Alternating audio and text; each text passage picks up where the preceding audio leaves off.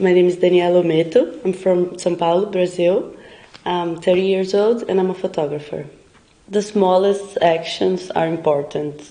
I think I could say that my feminist goes more into this way than like a super radical feminist. In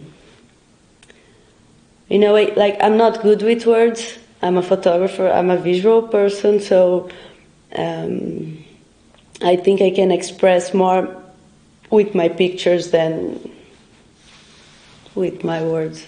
Somehow, I wanted to revive an old project of mine, that it was with self-portraits, nude, in nature.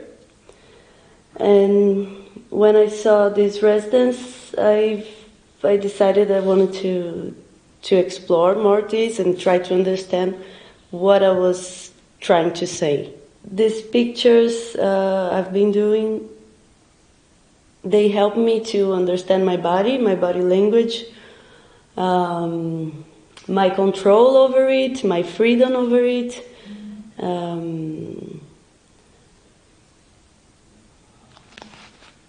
And for example, I have a lot of tattoos. I think I always try to have some control over it somehow.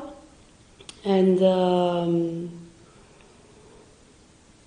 this is the feeling that I have, like when I'm naked there in the nature, you can just be you and forget about everything else.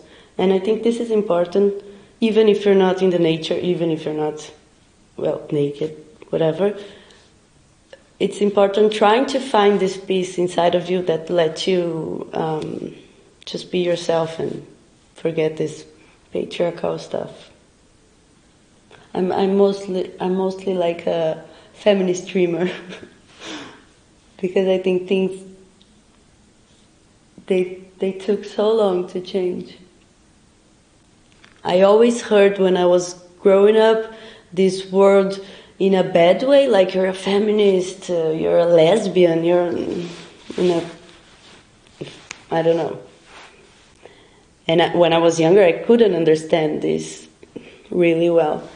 And I remember, I think my sister had a Guerrilla Girl poster, or a card, I don't remember. The advantages of being a woman artist. And I thought that was I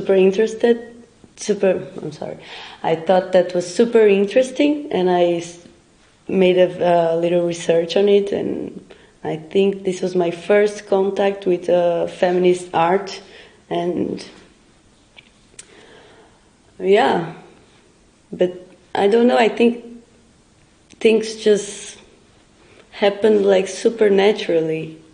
I mean, nowadays I think it's easier and easier, inclusive for the newest generations. This is, people talk more about this, so thank God. We have this thing at each 11 minutes in Brazil. A woman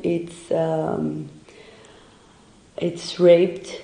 We have a lot of domestic violation. We have one political law since I don't remember the year, but it's called Maria da Penha, which helped these women to go on and speak and do the denounce. The people who do the violence against them. But I think it's super cultural from South America in general. And maybe in a global scale speaking too, men think that they are okay of doing this because they were always taught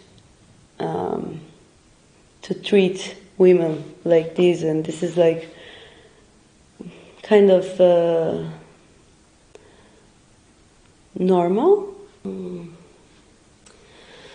Well, I think since I was young, I had like a few questions that was always intriguing myself, especially because, as I said, I'm from a super traditional Brazilian family, and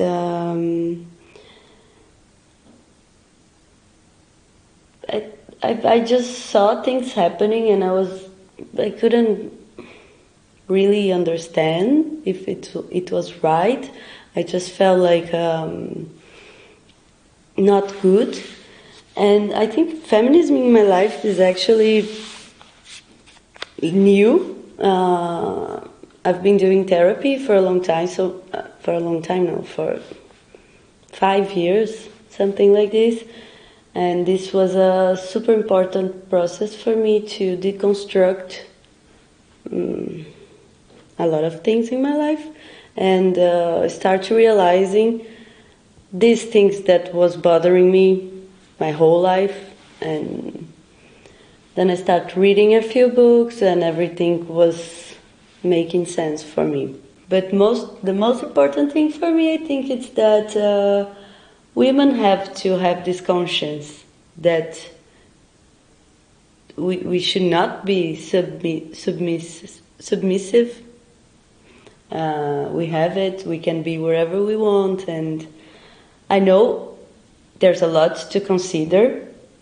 It's not just say, oh, I can do this, I can do that. Maybe depends on the background, maybe depends on a lot of stuff. It's really complicated to talk about this, but I dream, I hope for a better future for everybody soon.